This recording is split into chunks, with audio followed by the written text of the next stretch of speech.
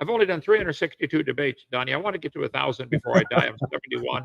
Come on, get me some more fast before I die. Okay. That's right. That's our goal. Get you to 1,000 and get you to 1,000 ASAP. We'll do one nearly every day if we've got enough of those willing to take the challenge. So here you go, Kent, one of your biggest fans, creationist Crybaby. Kent, the moon is receding. So this goes back to the recession of the moon. Again, you use this argument. I know you used it in at least one of your recent debates. I'm pretty sure you used them in both, and your interlocutors did not have an answer.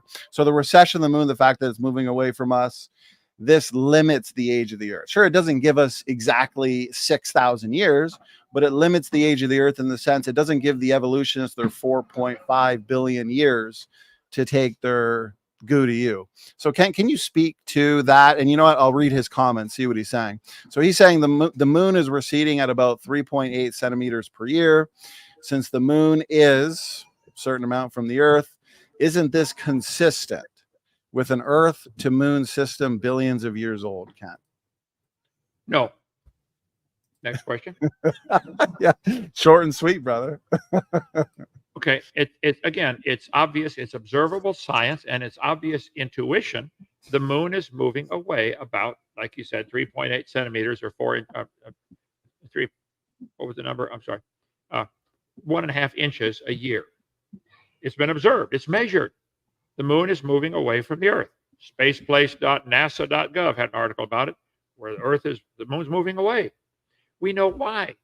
As the moon goes around the Earth, it creates a tidal bulge on this planet. That tidal bulge creates a drag as the Earth spins. That tide keeps banging into the continents. It's creating a drag. It slows the Earth down. The energy is transferred to the moon, and the moon is moving further away. It's been observed. It's been measured. It's been proven. The moon is moving away about 1.5 inches a year. I don't know anybody who argues with that. The question is, how could that go on for billions of years? And the answer is, it couldn't.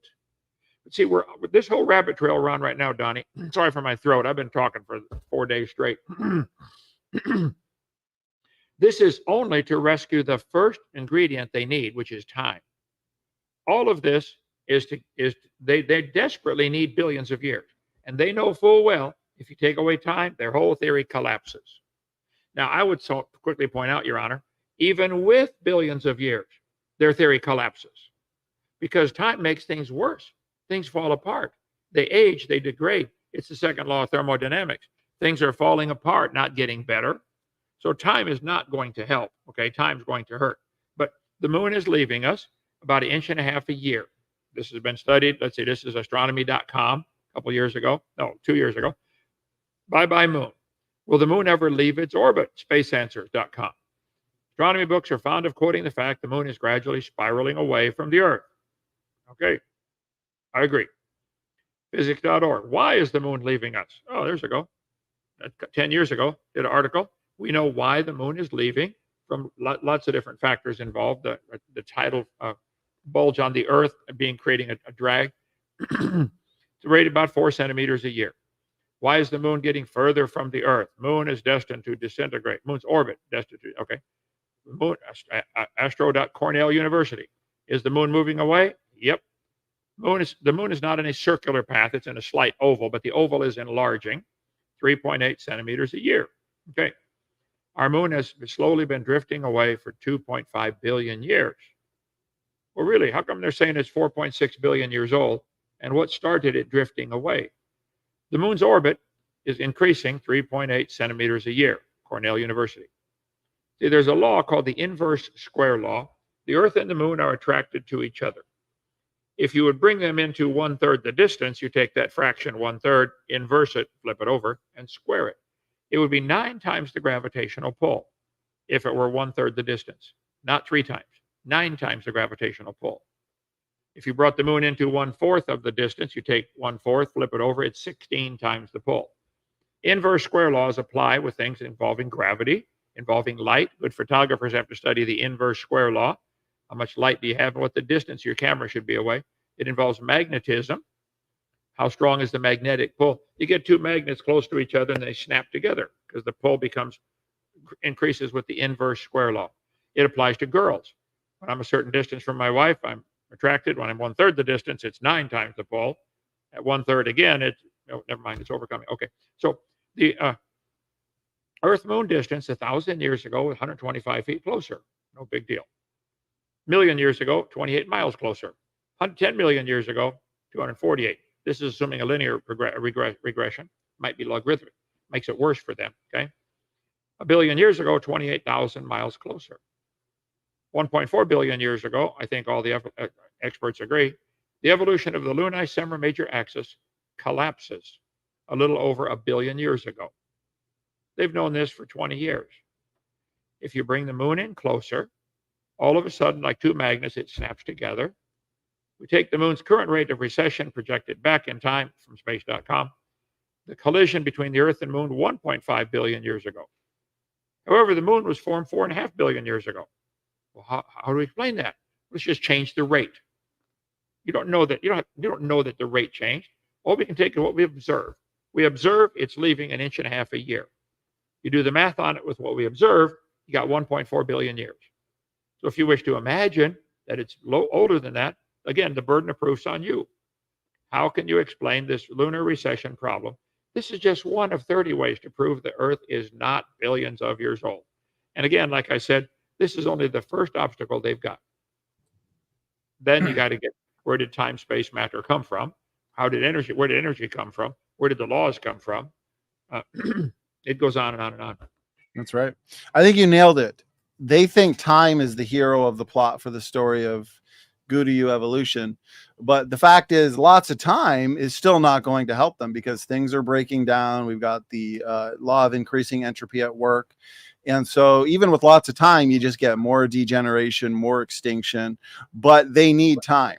They need time to take their bacteria-like organism to biologists. So Kent, that's an excellent response. And, you know, in all of your debates and all of your years doing this, I've never seen a real good, convincing response to the recession of the moon and the shrinking sun. To the recession of the moon, they just repeat the argument. And Hugh Ross even used this argument with you years ago in your famous debate with him. They just say, oh, well, it's not linear. And so maybe that can take them back to the 4.5 billion years. But you pointed out, if I understood you correctly, that's not going to save the day for them. Well, that still begs the question, where did the moon and the Earth come from? How did they get spinning around in orbit? How did they get this nice gravitational balance? I mean, if the moon were closer, the tides would be higher. Way before the orbit collapses, the tides are going to be higher and going to wreak havoc on Earth. So, plus, where did the Earth come from? Where did the moon come from? How did they get so neatly balanced around each other? The moon is essential for the tides to go up and down. That cleanses the beaches and keeps the ocean oxygenated. All kinds of, it's a wonderful, I'm glad we got it up there, okay? It does a lot of wonderful things for the Earth.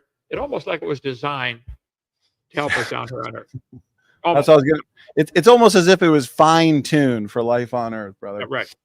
Okay, here, we'll wrap it up, I guess, with this. Last question here from your biggest fan. A show responding to evolution is simply not complete, right, Kent? Without Gracious Crybaby. So, Kent, you've presented a fossil record based on the flood. So what are you talking about? I think he's trying to say, oh, we do believe in the fossil record. What are your thoughts, Kent? I was going to ask him, what are you talking about? Oh. There are fossils in the ground. Trillions of them. If you want to count diatoms, probably quadrillions, okay? And lime, different things, rocks that are made up really of 100% pure fossils, okay? So there are lots of fossils in the ground.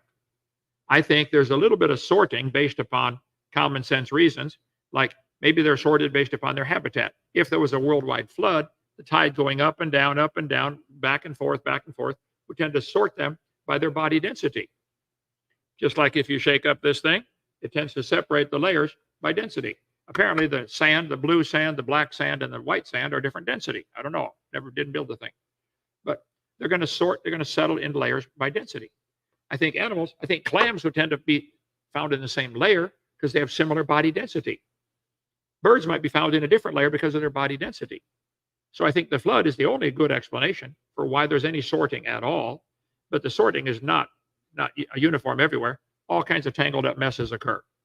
In a flood, in a disaster, the little bit of sorting, if there's no time, they just all get tangled up together. So, Okay, Ken, Crybaby, very good.